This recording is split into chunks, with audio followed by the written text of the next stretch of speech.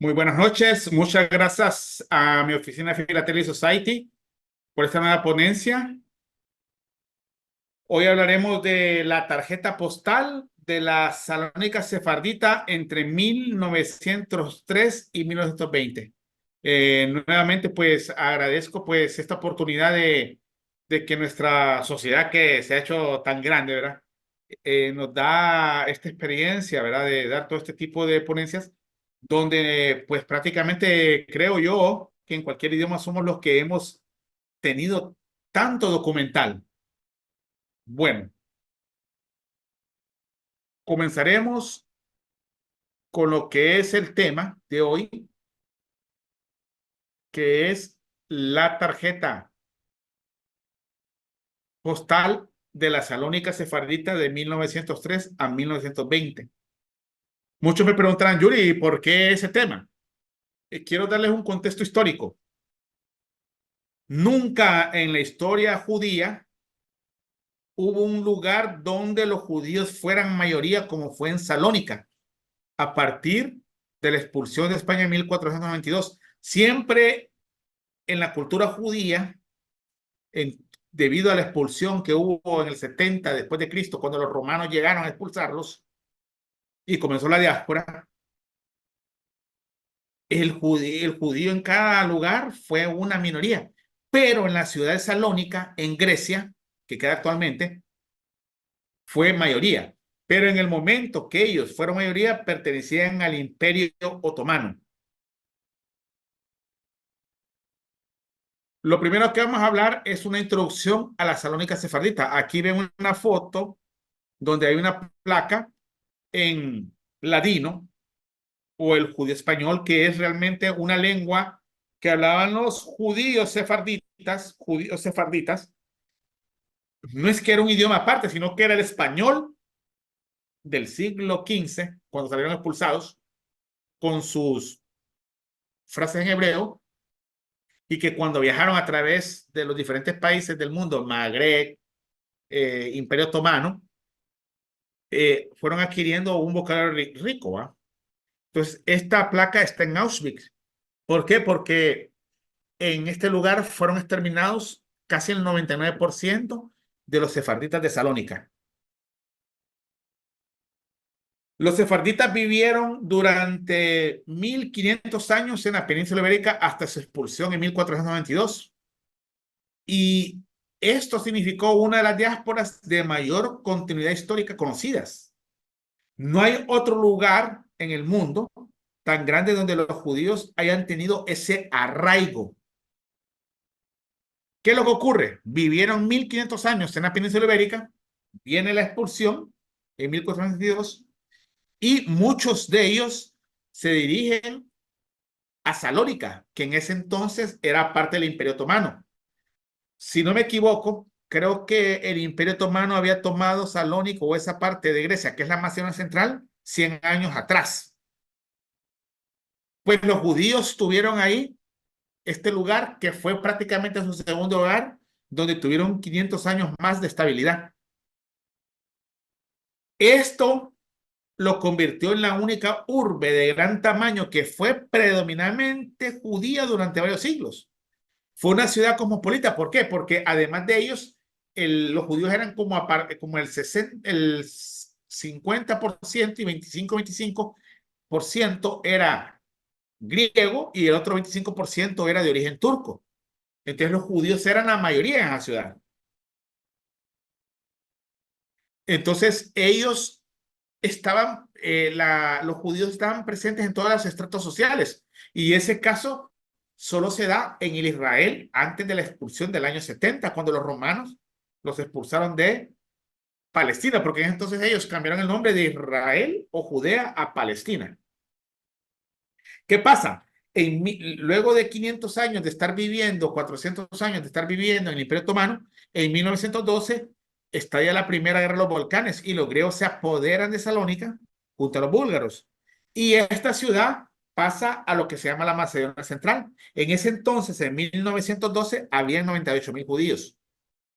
Debido a muchas situaciones de que hubieron incendios, hubieron hubo una situación de que los griegos no creían a los judíos ahí, salieron muchos de ellos y para comienzos de la Segunda Guerra Mundial habían 48.000 personas. ¿Qué pasa? En el año de 1943, 2000 años de historia fueron borrados completamente por los nazis, porque casi toda esta mayoría de gente fue enviada al campo de Auschwitz-Birkenau, donde fueron exterminados el 98%. Para que tengan una idea, actualmente viven 1.300 judíos en Salónica, siendo esta la segunda comunidad más grande de Grecia después de Atenas. Aquí les muestro un mapa que de a finales del siglo XV y mediados del siglo XVI, donde comenzó todos los principales, aquí se muestra todos los principales lugares que fueron afectados por la migración sefardí. Ustedes ven, número 1, Portugal y Navarra. ¿Por qué? Porque cuando fueron expulsados los judíos, fueron a los primeros lugares que fueron, a Portugal y a Navarra. Luego llegaron al Magreb y luego a Italia y finalmente al Imperio Otomano, donde fueron recibidos por el, el emperador Bayaceto, o que los recibió como fueron recibidos en mayor parte con los brazos abiertos.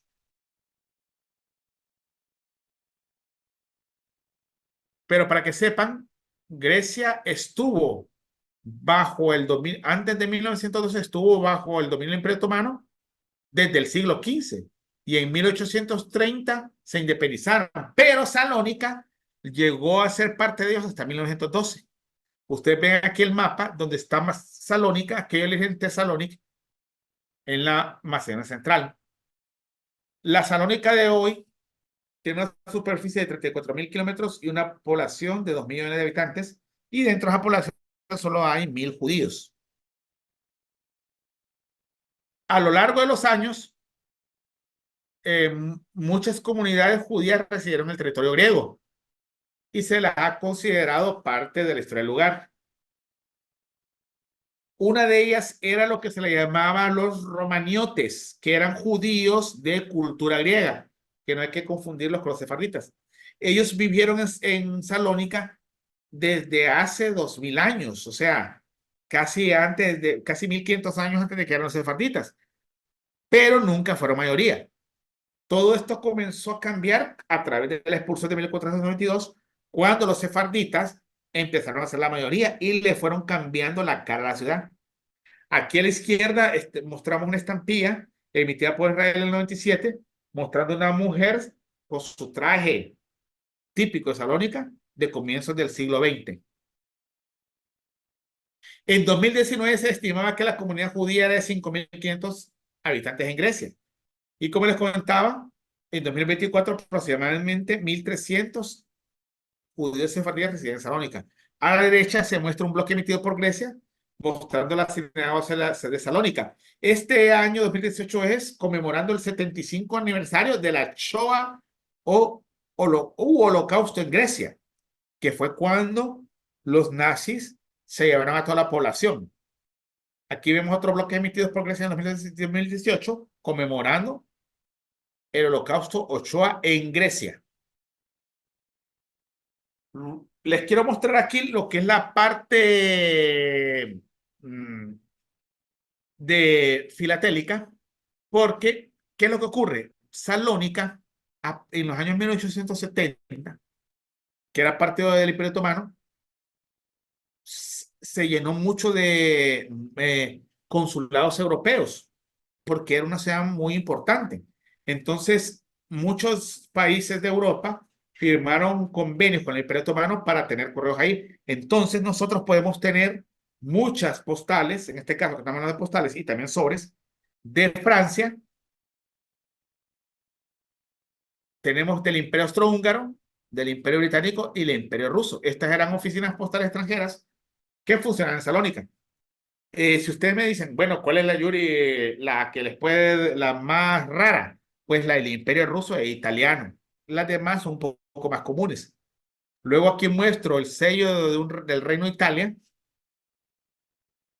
donde vemos la marca Salónica. Pero antes de eso, también no solo circulaban sellos de estas oficinas postales, si vuelvo otra vez, de Francia, el Imperio Austrohúngaro, el Imperio Británico, el Imperio Ruso y el Reino de Italia, sino que del rey del Imperio Otomano. Pero una vez que el Imperio Otomano pierde la Macedonia Central, Grecia empieza a utilizar las estampillas. Y ahí también ya las oficinas postales extranjeras desaparecen. Esto es desde el punto de vista filatélico o postal. Ahora vamos a hablar algo de la historia de la diáspora en Salónica para comprender un poco las postales.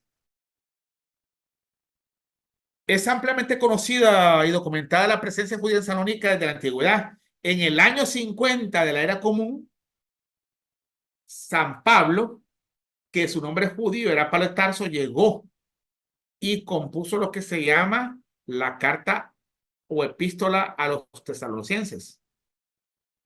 Abajo vemos una pintura hecha por el Greco en el siglo XVI.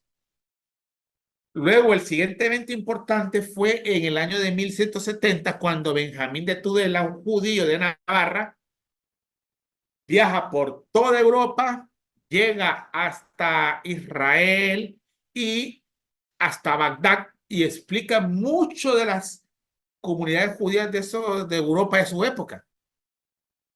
Él dice que cuando llega a Tesalónica o Salónica, había menos de 500 personas. Abajo pues se muestra una cubierta de su libro de viajes editado en 1633. ¿Qué es lo que pasa? Tras la expulsión, Salónica se fue convirtiendo en un lugar de acogida a los sefarditas. Abajo pues se muestra una estampilla turca conmemorando en 1992 el recibimiento por el sultán Bayaceto II. Durante la siguiente década, aproximadamente 25.000 judíos de España y Portugal se establecieron en Salónica. En el siglo XVI se considera la edad de oro de la comunidad judía de Salónica, ya que convirtieron a este lugar en el segundo o tercer puerto más importante del Imperio Otomano. Los siglos XVI y XVII fue un periodo sin acontecimientos notables y fue algo de declive, donde ocurrieron muchas situaciones donde Shaddai Sevi se declaró Mesías y después se convirtió como musulmán. Y eso trajo algo en la comunidad de sefarditas de división. Muchos de ellos se convirtieron en dome, que fue la palabra que le dieron los turcos a los judíos sefarditas que se convirtieron en el islamismo. ¿Por qué? Porque el sultán de esa época, cuando vio que Shaddai Sevi tenía mucho público o mucha gente que lo seguía, lo vio como un peligro y lo obligaron a convertirse a ser musulmán. Y le dijeron, o te conviertes a musulmán o te decapitamos. Y él eligió ser musulmán. A tal punto que mucha gente en Salónica se convirtió en musulmán. A eso es lo que se le llama dome. ¿Qué es lo que pasa? Luego de ese tiempo, Salónica, a partir de la década de 1880, se convirtió en un importante lugar de industrialización. Cuando el Imperio Otomano estaba en decadencia, Salónica se levantó. Entre 1880 y 1912 se duplicó el volumen de mercancías y se convirtió en el tercer puerto más importante del Imperio Otomano. ¿Qué ocurre después de eso? En 1912, en la Primera Guerra de los Balcanes, los griegos se apoderan de Salónica. Luego ocurre un evento lamentable para los judíos, fue el incendio de 1917. Fue un punto de inflexión porque de las 33 sinagogas que habían en Salónica, 16 se destruyeron y 10.000 familias judías quedaron sin techo. La incorporación de Salónica a Grecia provocó una inmigración masiva de la población judía, pasando de 98.000 en la época otomana a 48.000 en vísperas de la Segunda Guerra Mundial. Luego viene la Guerra Mundial y en 1941 el norte de Grecia es ocupada por los alemanes. Y en 1943, 48.000 judíos de Salónica fueron enviados a los campos de concentración. Cerca del 98% de la población murieron y esta cantidad de muertes es comparada únicamente con los judíos de Polonia, que sufrieron una elevada mortalidad. O sea, de los 48.000 judíos que asesinaron, perdón, de los 48.000 judíos que deportaron, el 98% murió, es decir, regresaron unos 1.000 a Salónica. Una vez que ocurre eso, comienza la guerra civil griega entre 1949 y 49, donde los fascistas y monárquicos son apoyados por Estados Unidos y Gran Bretaña y la resistencia a ellas es dirigida por el Partido Comunista. Finalmente, ganaron los fascistas con ayuda de Estados Unidos y Gran Bretaña, ya que Stalin también digamos, negoció, digamos, los traicionó y dejó que Grecia quedara en el Estados Unidos. Entonces, por tanto, quedaron ellos.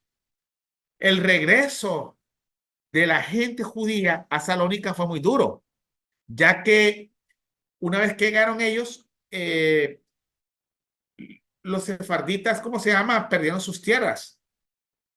Y ya para 1951 solo figuraban alrededor de 1.783 supervivientes. Y la comunidad prácticamente era una sombra de lo que era antes, que eran 48.000 habitantes.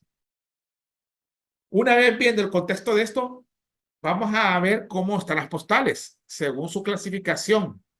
Esta clasificación la tomé de un libro, porque para mí fue muy difícil cómo clasificarlas, porque podía clasificarlas según la industria, según ¿cómo se llama? La oficina postal, pero aquí la clasificaron por temas.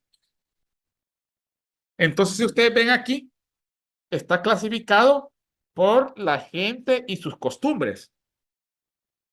Es el primer tema. Luego, el comercio y los vendedores callejeros. Luego tenemos la industria y el comercio. En cuarto punto, los hogares y barrios. En quinto punto, edificios e instituciones. El sexto, el cementerio. El séptimo, eventos y figuras destacadas. Y octavo, el domen.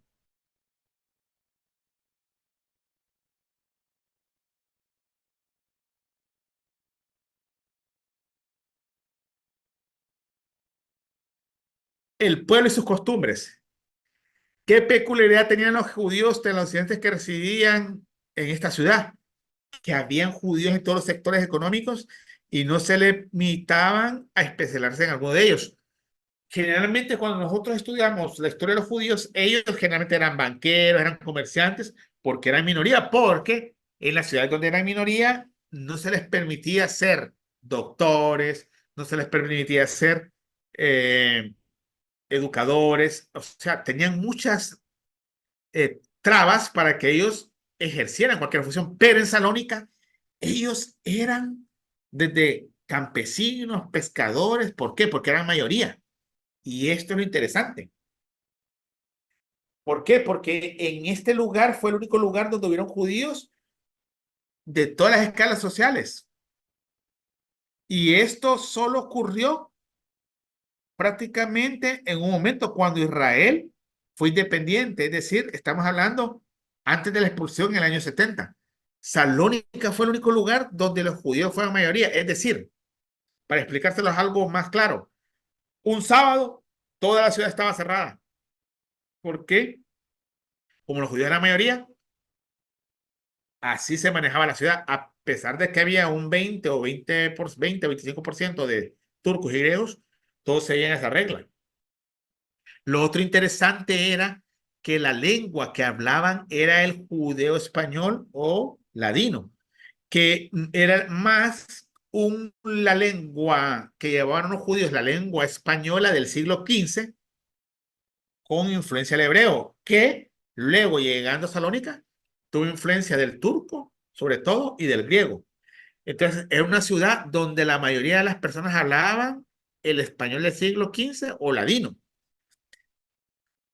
Pero en ese entonces la gente, incluso hasta el siglo XX, la gente decía, ese habla judío, ese es judío, cuando realmente hablaban español del siglo XV, porque ellos no es que hablaban hebreo, sino que hablaban el español del siglo XV, que lo llevaron a los Balcanes y que tuvo su desarrollo enriqueciéndose de las lenguas otomana, griega y de los Balcanes durante más de 500 años. ¿Qué pasa? Los sefarditas llegan a Salónica y una de las cosas que ellos primero tomaron fue la forma de vestir.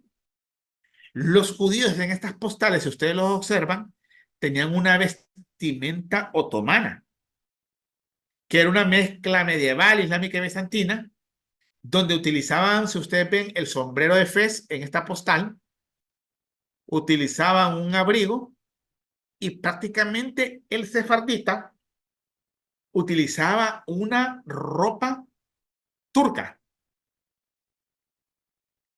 Y esto se dio porque los judíos sefarditas querían estar o mantenerse en el anonimato. Entonces aquí ustedes ven una postal de las oficinas griegas de 1912. Discúlpenme, regreso. Y ustedes lo ven que ven estos judíos y es como ver un otomano, porque ellos vestían así. Luego tenemos otra postal donde vemos un sefardita también con los vestidos de una forma otomana.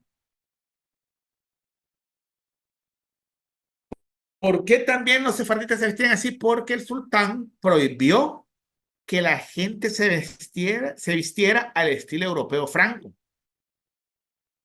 ¿Qué es lo que pasa? Este tipo de vestimenta cambió muy poco durante siglos y se puede atribuir a que fue un periodo muy conservador y a las actitudes provinciales que existían en esa ciudad. La ropa judía apenas se distinguía por el tipo de color o algunas peculiaridades de, digamos, del otomano común y corriente.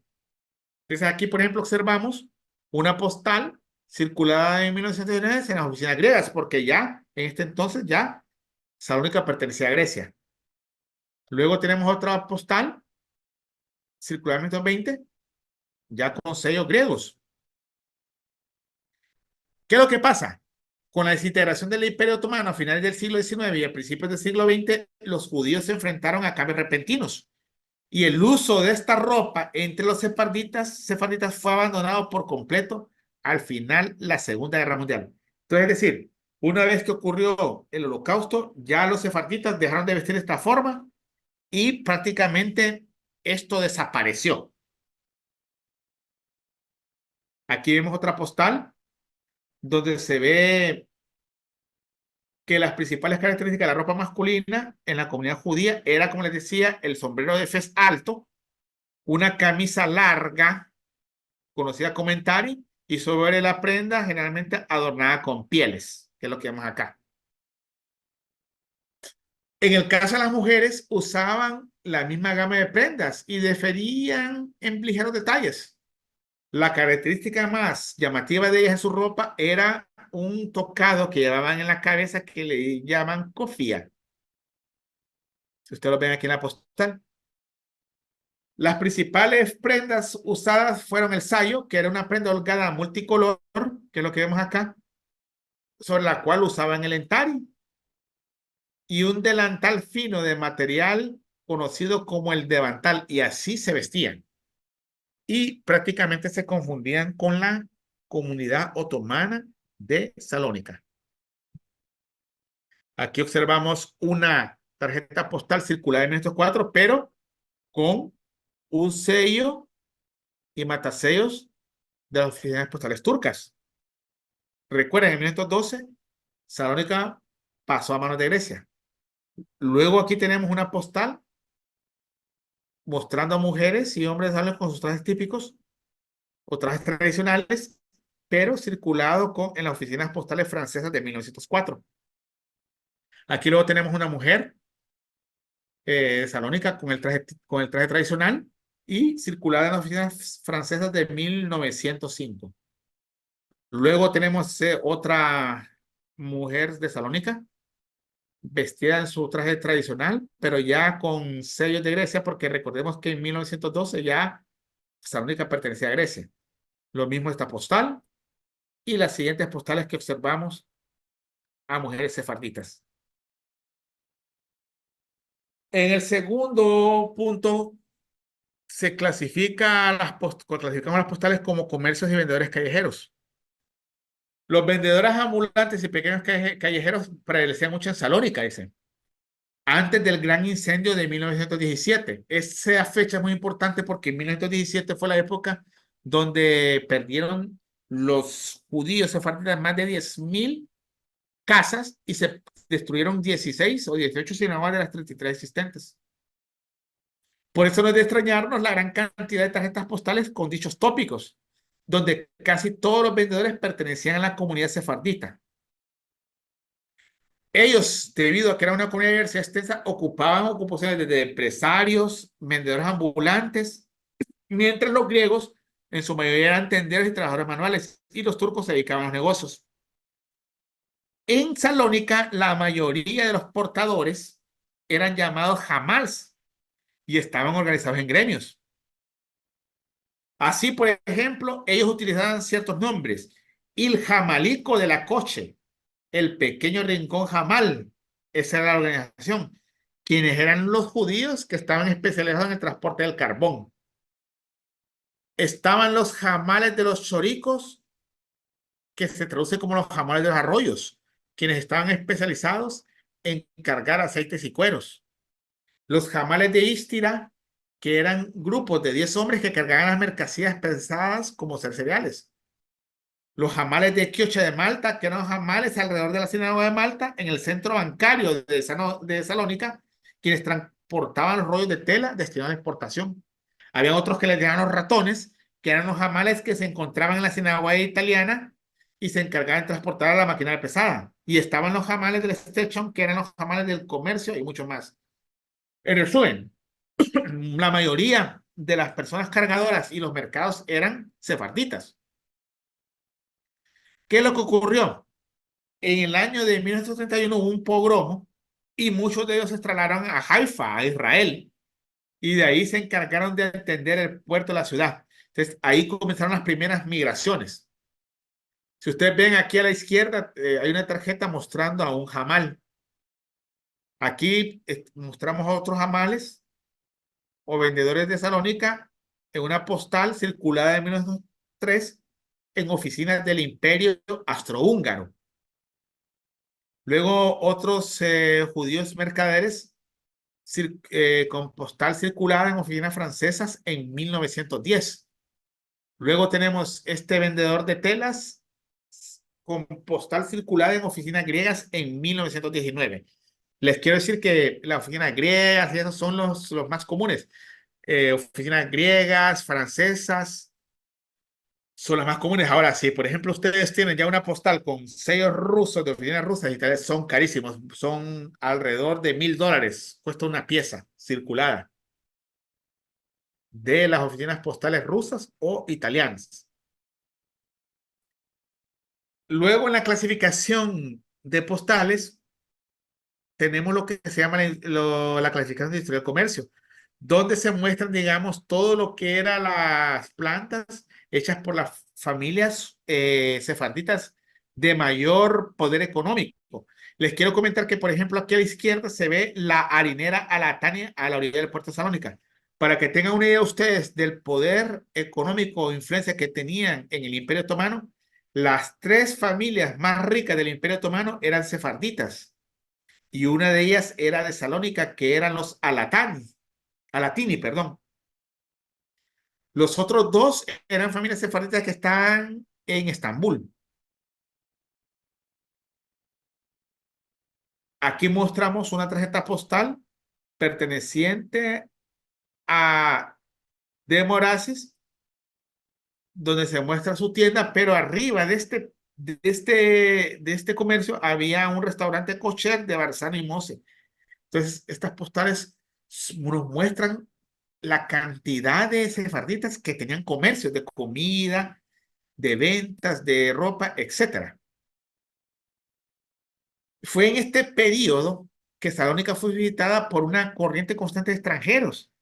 Llegaban barcos de todas las nacionalidades, el puerto estaba lleno de todo tipo de barcos y había muchos consulados de diferentes países. Prácticamente, por decir así, el comercio entero de Macedonia llegaba y se concentraba en Salónica. La industria comercial y el desarrollo bancario hicieron grandes proyectos en la infraestructura entre 1870 y 1910 en la ciudad de Salónica, que cambiaron su fisonomía por la cambiaron de una forma exagerada. Entonces dejó de ser una ciudad medieval turca a convertirse en un emporio económico en el Imperio Otomano. Aquí abajo les muestro una postal donde se muestra el Molin Alatani. Como les comentaba, esta gente era la tercera familia más rica del Imperio Otomano y tuvieron su cuartel general en Salónica.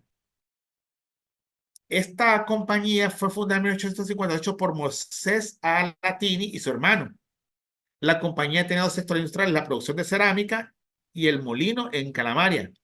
A finales del siglo XIX, la familia Alatani fundó los famosos molinos y dieron muchos empleos y también llevaron no solo eso, sino que con el dinero formaron lo que era el Banco de Salónica. No solo a raíz de esto, ellos formaron lo que fue todo el sistema bancario en el Imperio Otomano, que hasta hoy persiste con otros nombres.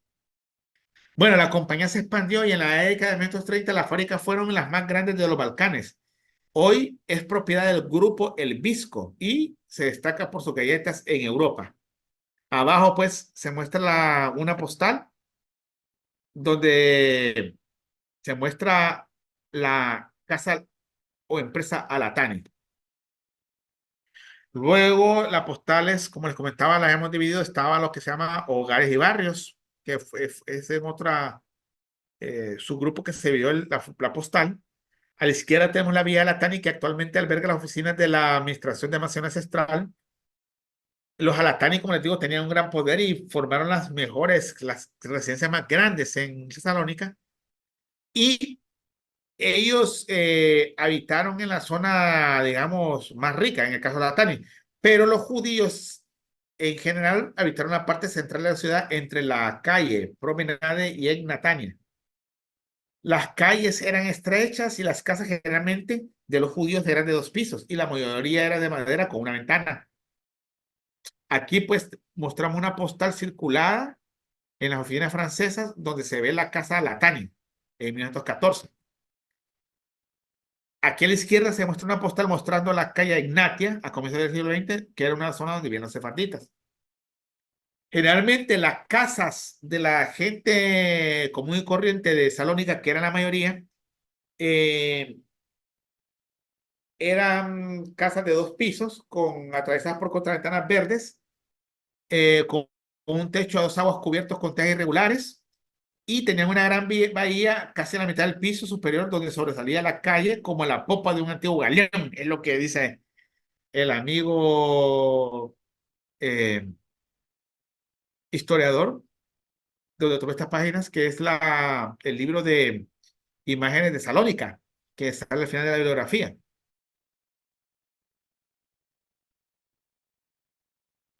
Luego tenemos lo que eran los edificios de instituciones comunitarias. Aquí a la izquierda se muestra el museo que actualmente existe, el Museo Judío en Salónica.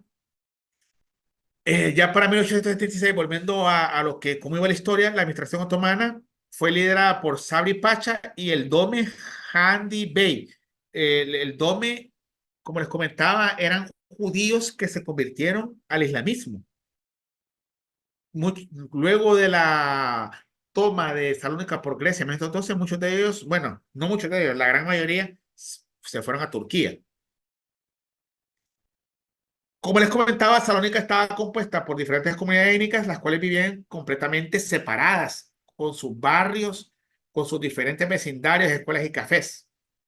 No había otra ciudad en todo el Imperio Otomano y en los Balcanes y posiblemente en Europa donde hubieran tantos asilos, hospitales, escuelas y otras instituciones en proporción a la población que viene en Salónica. Es decir, ¿qué significa?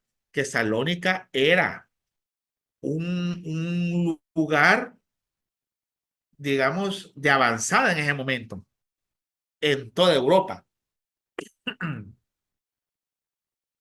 Aquí ustedes a la izquierda, si ven, son el nombre de las 33 sinagogas fundadas en Salónica. para que tengan una idea ustedes de la variedad de sefarditas y otros judíos que llegaron a Salónica. ¿Qué es lo que pasa? Muchos judíos que salieron de España, sobre todo la comunidad sefardita que era de Castilla, fue la de mayoría. Pero en aquel entonces llegó también la comunidad judía de Cataluña. Hoy en día, los judíos de Cataluña se habla de ellos como que se fueran sefarditas, pero en aquel entonces los judíos de Cataluña tenían su propio idioma, que era una mezcla de hebreo y de catalán, pero debido a la gran mayoría de judíos sefarditas que provenían de Castilla y del sur de España, fueron absorbiendo la cultura de estos sefarditas. Pero en aquel entonces los judíos de Cataluña tenían una cultura diferente, incluso una liturgia diferente. Pero hoy en día los estudiosos ponen a los judíos de Cataluña junto a los sefarditas. Gilles Bernstein explica que las comunidades se organizaban en torno a la sinagoga, que prácticamente eran repúblicas autónomas y su nombre a menudo aludía al origen de los inmigrantes. Así pues, las comunidades existían con estos nombres: la sinagoga catalán Chayán, que era la antigua Cataluña, fundada en 1492, y estaba la sinagoga catalán Hadash, que era la nueva Cataluña, fundada en 1497. Todos estos judíos catalanes costó que se insertaran, pero luego con el tiempo, digamos que se hicieron sefarditas debido a la mayoría de que venían de Castilla del sur de España y tomaron los ritos de la gente del sur y Castilla. Como les comentaba, los primeros sefardíes empezaron a llegar en 1492 por gente de Mallorca. Los de Mallorca eran judíos de cultura catalana, así como los de Valencia y Cataluña, por supuesto. Esta se trataba de gente que se había arrepentido en España, pero que regresaron al judaísmo tras haberse convertido al catolicismo. Pero ¿qué es lo que pasó? Los empezaron a perseguir y salieron de ahí. Luego, en 1493, se les unieron los judíos de Castilla, de Sicilia.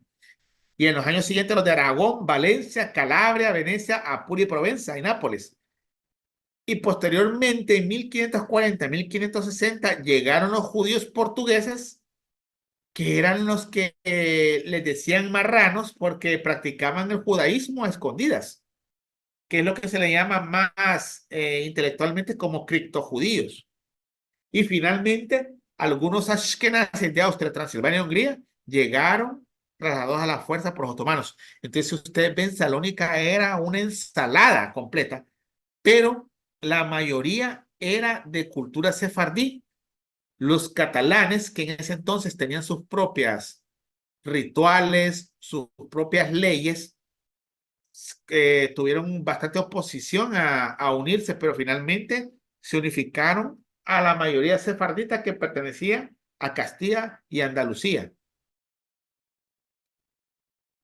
Aquí hay una postal que muestra la nacionalidad de los italianos, y esto es, sí, esto sinceramente la filatelia deja un historial rico en el sentido de que del momento que esta postal demuestra que hubieron muchas sinagogas italianas en Salónica, en este caso tres.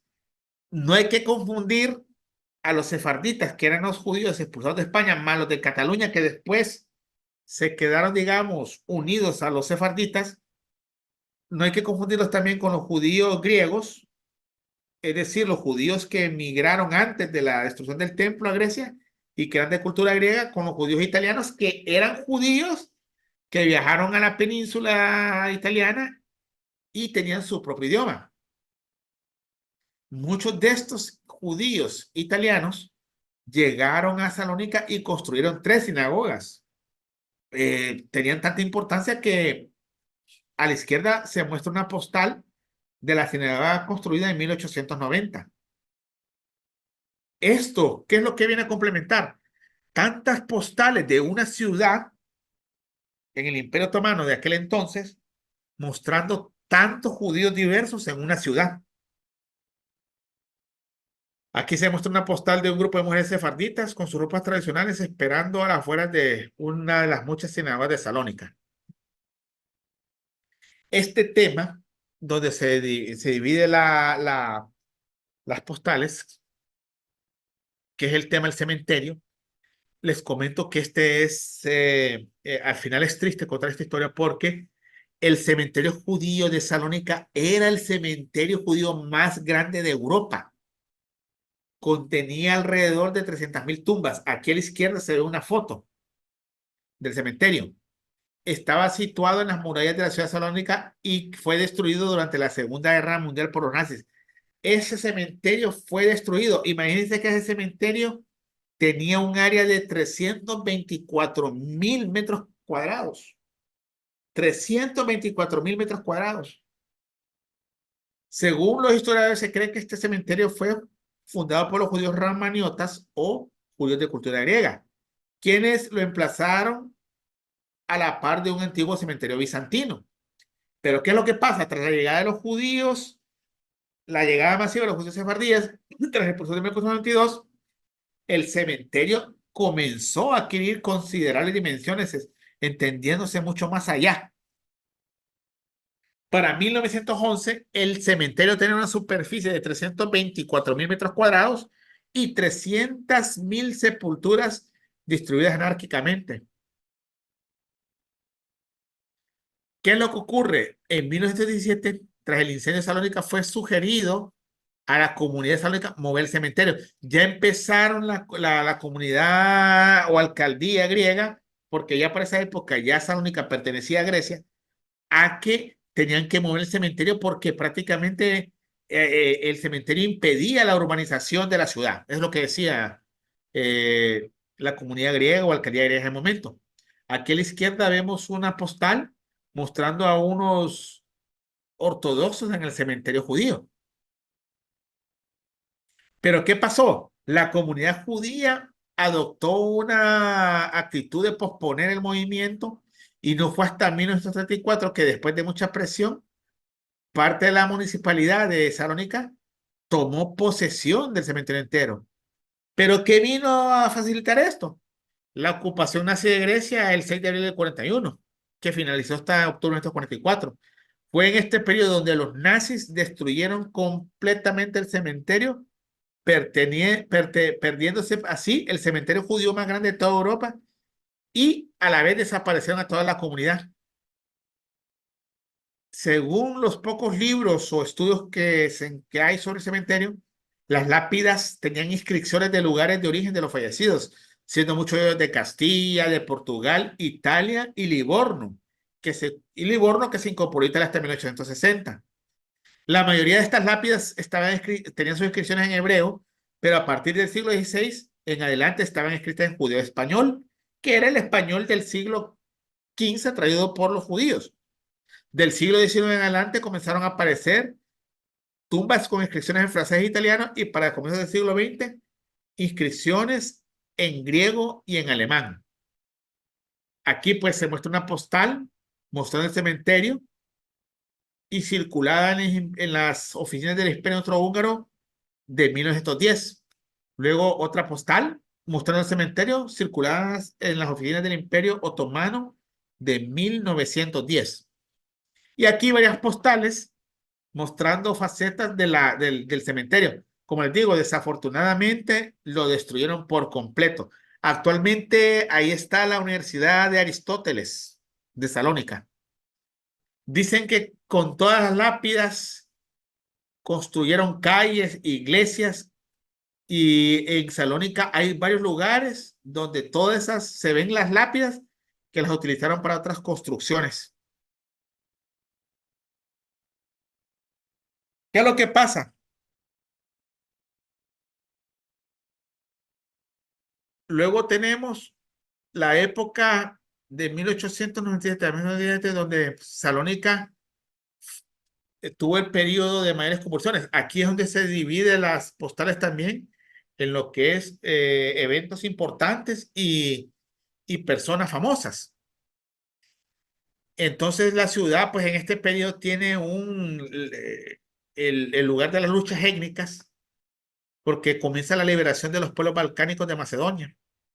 En 1897, durante la guerra turco-griega, el puerto se convierte en una colmena de industria con todos los barcos de todo el mundo anclados en sus muelles. Este desarrollo interrumpido disculpen, por el gran incendio de 1898, hizo que parara este crecimiento. Pero luego comenzó a crecer nuevamente y el centro de la ciudad se convirtió en un centro incluso de la escuela rabínica del Imperio Otomano, llamada Talmud Torah. En este periodo ocurre el incendio y se destruye esta escuela que era muy importante y tardó 5 años en construirse y que abriera nuevamente en 1904. ¿Qué significa? Que Tesalónica ya era un centro importante también de la ley judía, pero estos incendios que ocurrieron fueron en detrimento del desarrollo de la comunidad. Entre otras fechas importantes, en 1912 Salónica cae en manos de los griegos y 300.000 soldados de Letente llegan para 1915. Y el 18 de agosto de 1917 ocurre el gran incendio, que este fue un punto de inflexión en la historia de los judíos de Salónica. ¿Por qué? Porque prácticamente le cambió la cara a la ciudad y comienza el éxodo masivo de los judíos. Entre las postales de personajes famosos está la de Jacob Meyer, que fue el primer rabino de Salónica nacido fuera de la ciudad. Nació en Jerusalén y estudió en Francia. Fue una persona muy importante. De él hay casi unos 5 o 6 tipos de postales. Incluso en el Estado de Israel, en el 2006, se le hizo un sobre el primer día conmemorando a él. Él inicialmente fue elegido como rabino principal de Jerusalén, pero fue acusado de sionista y lo mandaron a Salónica y fue cuando él se convirtió en rabino de Salónica. Luego viene lo que es la época de decadencia, donde un rabino llamado Sabbatai Zevi se declaró a sí mismo Mesías. Y esto tiene que ver con el término dome. ¿Qué pasa? Este judío, Sabbatai Zevi, dice que él es el Mesías y muchos lo comienzan a seguir como Mesías. Empieza a viajar por todas las ciudades del Mediterráneo Oriental alrededor de 1663 y ya él comenzaba a manejar un movimiento de 80.000 personas. ¿Qué pasa? Que el Imperio Otomano no miraba con buenos ojos esto, lo miraba como algo inquietante, será una rebelión que estará ocurriendo aquí. Entonces el sultán ordenó que fuera arrestado y fue cuando se le dijo: ¿preferís la pena de muerte o te convertís en el Islam? Le dijeron a Sabbatai Smith. Vino él en 1666 y se convirtió en Islam. Y sus fanáticos seguidores se convirtieron en islámicos. Porque ellos creían que era una expresión de la voluntad de Dios. ¿Qué es lo que pasa? Durante ese periodo que él se convierte en 1683, el cuñado de Smith, llamado Jacob Querido, llega a Salónica, llega con un grupo de seguidores y comienza un programa de conversión. Y convierten en 1686 a 300 familias que abandonaron el judaísmo y se convirtieron al Islam. Y esta conversión a gran escala constituye la única de su tipo en la historia de los judíos, porque prácticamente los judíos se han caracterizado por eso, que prefieren morir a dejar su fe. Pero aquí ocurrió un efecto contrario, aquí se convirtieron 300 familias. ¿Qué es lo que pasa? Como se convirtieron tantas familias, se convirtieron en la comunidad Dogme. Este nombre, Dogme, fue dado por los musulmanes turcos. La palabra Dogme significa apóstata y ellos se referían, y los Dogme, o sea, es decir, los judíos que se convirtieron al sefardismo, se decían a sí mismos mamín, de la palabra turca y judía, que significa fiel. Entonces, este grupo de judíos se hicieron islámicos, pero se separaron de la cultura judía y de la cultura islámica a tal punto que formaron su propia cultura. Fueron excesivamente cerrados, prohibieron estrictamente el matrimonio con foráneos, sus vidas privadas continuaron en cierto modo con todos los códigos de la judíos del comportamiento, es decir, ellos seguían comportándose como judíos, sus tradiciones y prácticas religiosas eh, eh, en cierta medida eran judías, aunque se han convertido al Islam y seguían hablando el judío español. ¿Qué ocurrió? Que esto resultó que ellos se distanciaron tanto de la comunidad judía como de la musulmana y se formaron como, digamos, en una especie de secta. Entonces, a comienzos del siglo XIX, había en Salónica alrededor de 11.000 a 13.000 individuos llamados dogme, y la mayoría de ellos estaban en Salónica. ¿A qué lleva todo esto? Que hubieron postales mostrando sinagogas creadas por dogme. Por ejemplo, la postal A es la residencia del dogme Meyek Kapanji. En la postal B se muestra la nueva mezquita hecha por los dogmes, es decir, los judíos conversos al islamismo, circulada en el imperio austrohúngaro en 1907, y en la postal C se ve la mezquita Yenit Dami, circular en 1912, en la República o Reino de Grecia en 1912. Entonces, ellos después formaron una comunidad importante aparte. La bibliografía donde saqué esta historia viene principalmente de este libro que está a la izquierda, que se llama Imágenes de la Comunidad Judía Salónica de 1897 y 1917.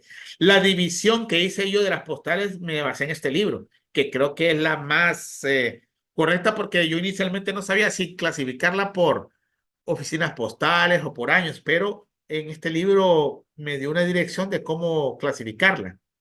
También, pues, en los otros libros está el libro de Mark Maslow, Salónica, Ciudad de Fantasmas, y el de Gilles Bernstein, La Salónica de 1850-18, que trata de la comunidad judía. Bueno, con esto, pues, termino la ponencia. Espero que haya sido de su agrado. Eh, no sé, pues, sus preguntas. Eh, Muchísimas ustedes me gracias, dicen. Yuri, por la Sí, presentación. sí. Perfecto. Ahora vamos a la parte de preguntas y comentarios. Por mientras aparecen las preguntas, Yuri, yo tengo una. ¿Nos puedes comentar un poco acerca de tu proceso de conseguir todas estas postales? ¿Cómo ha sido? O sea, ¿cómo las buscas? Porque generalmente postales a veces la anuncian por dónde se depositó, no tanto por el motivo de la postal. A veces Correcto. sí, ¿nos puedes comentar un poquito al respecto? Sí, pero lo primero que que tenemos que hacer es que nosotros somos filatelistas, es lo primero. Entonces, nosotros nos interesa más la historia. Yo pienso que nosotros debemos de conocer más la historia postal que el sello. Cuando comenzamos nosotros pequeñitos, comenzamos con las estampillas y luego comenzamos a ver las marcas, comenzamos a ver la historia postal, que es lo que nos hace ser filatelistas, ¿verdad? Y nos hace ahondar en los temas. Resulta que en el caso del tema de los sefarditas, yo inicialmente comencé recogiendo el tema judío, ¿ah? Pero, ¿qué es lo que pasaba, Mauricio? Yo miraba postal con un tema de mujeres, ¿verdad? Pero con estampillas circulares del Imperio Otomano. Sí. Luego conseguí otra postal de judíos, siempre de Salónica, pero circulada con sellos de Grecia. Y luego tal vez un edificio circulada con sellos de Francia, de las postales, porque hay que recordar que en ese entonces Europa no confiaba mucho digamos, en el correo otomano, y por eso nosotros en el Imperio Otomano tenemos sellos del Imperio Austrohúngaro, de oficinas del Imperio Ruso, del Reino Italiano, del Imperio Británico y de Francia. Son muy comunes. Incluso las del Imperio Ruso son carísimas. Ustedes logran conseguir sobres porque no solo era Salónica, sino que eran las ciudades más importantes del Imperio Otomano, Jerusalén, Estambul, etcétera, etcétera. Entonces yo quedaba, ¿cómo las clasifico? Las clasifico como ¿cómo se llama? Que son de Francia, circulares, o porque son. Entonces, este libro afortunadamente me abrió bastante los ojos y él las clasificó según el tópico de la postal y ahí se fue. Entonces, Ujú. digamos, eso me ayudó bastante. Este libro es un libro muy pedagógico, lo puedo decir, y eso me ayudó bastante porque yo inicialmente las quería clasificar según dónde eran circuladas, sean oficinas francesas, oficinas, pero al final se miraba como desordenado. Pero esta persona escribió este libro en el año de 1992, es un griego apellido Llanas, creo, apellido Llanas, y él se ocurrió hacer esta clasificación según el tópico de la postal. La diferencia es que yo, Mauricio, trato de poner postales circuladas, Sí. porque eso es lo que le interesa a uno, lo postalmente hablado, ¿va? Ujú. Y pues si no hay postal, pues se pone la postal que no circula. Pero yo trato siempre de que sea, porque vienen las marcas, vienen los matasellos, viene la tarifa, que eso es lo que hace que a nosotros nos haga filatelistas. Sí. Yo siempre he sido, esta es mi mentalidad, ¿va? Mi opinión personal, coleccionador de postales, pero circuladas. ¿Por Sí. qué? Porque una postal circulada dice una fecha. Yo por eso en esta exposición puedo decir tarjeta postal de 1903 hasta 1920. ¿Por qué? Porque tengo las fechas que tengo circulado. Entonces yo siempre he sido amigo de la postal circulada, no de la postal no circulada porque la veo más como un artículo fotográfico, Ujú. digámoslo así. Sí. Entonces, eso yo lo he, digamos, aprendido y ese ha sido mi criterio para poder clasificar, sí, Ah, desde perfecto. el punto de vista filatélico, ¿ah? Sí. Ah, muchas gracias, Yuri. Mira una mano. Sebastián.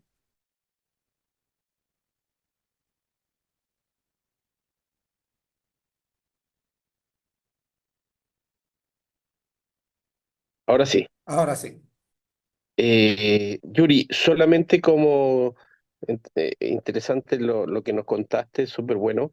Solamente decirte que las mujeres en esa época no ocupaban cofia en esa área, ocupaban una cosa que se llamaba fez, que Ajá, es un sombrerito que a veces ocupaba un pañuelo. La cofia ajá, es es correcto. básicamente el pañuelo que se amarra como el doctor. A eso se Ajá. le llama cofia. Y lo que tú mostraste Era en más las un fez, tarjetas como pareció como el son, sombrero rojo turco. exacto, es a raíz del Ajá. sombrero rojo turco, tienen las mujeres esa posibilidad de ocupar esos sombreros con decoración y con tipo de pañuelos para poder cubrirse las caras o incluso el cuerpo. Ah, ok. Entonces, claro, cofia es parecido, pero el término real sería un fez. Y ellas El en esa fez, un época fez. ocupaban también dos cosas más, pero eran que no tiene que ver con lo que mostraste, pero sí con algunas imágenes, que eran los yasmak, que eran unos velos que cubrían la cabeza y que podían cubrir el cuerpo también, también el rostro. Y lo otro, no sé cómo se llama Bosorturú, una cosa así, Bosortuzú, una cosa que es especial, que es un pañuelo que también va en la cabeza que cubre, pero ninguno es Ok. cofia. Ok. Pues fíjate que en lo que encontré eso, yo, pues bueno, qué buena esa aclaración. La verdad que yo sinceramente cuando vi la foto, es como decir vos, es como un fez, que es el sombrero cuadradito rojo y que le Claro, pusieron un pañuelo. claro. Sí. Solamente para que es como dato, pero No, todos no, está bien, entendimos lo no, que no, estabas es que hablando. no, de eso se trata, de que aclaremos esto, porque yo te voy a decir algo, por ejemplo, el tema de la, yo no soy un experto en vestimenta, ¿va? Pero qué bueno, ¿y de dónde sabes vos tanto de vestimenta? ¿Ah? Yo, Interesante. porque es parte de Sí, mi sí, pega, po, ¿Ah? es parte de mi trabajo. Ah, interesante, qué bueno. No, pero gracias por la aclaración, porque así que así mi oficina Philadelphia Society queda bien claro que sabemos todos. Yo, no, y te agradezco la aclaración. Sí, no, excelente. Ok, Sí. Ok. Gracias. Vamos a ver. Eh, Yuri, pero Pero una preguntita sobre la adquisición de estos postales. Eh, Ajá, ha sido, supongo que fue un trabajo de muchos años o mucho tiempo, sí, sí. eh, más o menos, ¿de dónde las conseguiste? ¿De qué parte del Eh, mundo? eh, ¿Dónde es eh, que anda eh, eh, circulando este material? Es que mira, Mauricio, aquí yo te voy a decir algo. En primer lugar, si uno quiere llegar a profundizar, tiene que leer bastante. Yo creo que todos los que estamos aquí tenemos que leer N libros, así lo voy a decir, como en la matemática. Entonces, yo, por ejemplo, Mauricio, lo primero, conseguí un libro cuando comencé mi estudio. ¿Quiénes eran las sefarditas? ¿Dónde fueron? ¿Dónde salieron? Etcétera, etcétera. Entonces, vas buscando cuáles son las comunidades más importantes y luego te vas concentrando en ellas. Entonces, luego, tal como dijo Ferrer, empiezo a ver los nombres y que se visten así y afortunadamente llegó este sobre mío a mis manos. Entonces, empezás a buscar las postales, cuáles son. Yo te voy a decir algo, Mauricio. En Europa hay mucho libro de postales. Yo en Latinoamérica, Mauricio, solo he visto un libro de postales muy bonito en Panamá. Creo que no recuerdo el nombre de la persona que lo emitió. Yo anduve en Panamá hace unos como 8 años y conseguí ese libro, un libro muy hermoso, Mauricio, porque explica la historia de Panamá a través de las postales. Entonces, en Europa es muy común hallar libros de este tipo, no solo de los sefarditas, sino de muchos tópicos. Entonces, mucha gente hay mucha bibliografía. Entonces, eso me ha ayudado bastante, Mauricio. Y yo te voy a decir algo. Yo, sinceramente, yo creo que ustedes están de acuerdo conmigo que si uno llega a expertizarse, uno tiene que leer bastante y no solo es que voy a leer, sino que uno tiene que estarse actualizando, actualizando, actualizando. Ujú. Y yo creo que eso es lo que hace la filatelia, que no nos aburra nunca.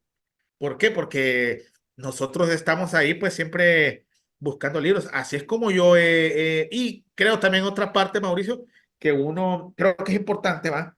Que cuando uno aprende idiomas también, eso a uno le abre bastantes puertas porque a veces nuestro idioma, el español, es una lástima decirlo, pero te lo voy a poner como ejemplo. Vos en Wikipedia buscas un tema, en español solo salen 4 temas y en inglés tal vez salen 40 Ujú. o digamos, en griego salen tantos de ese tópico que andas Sí. buscando.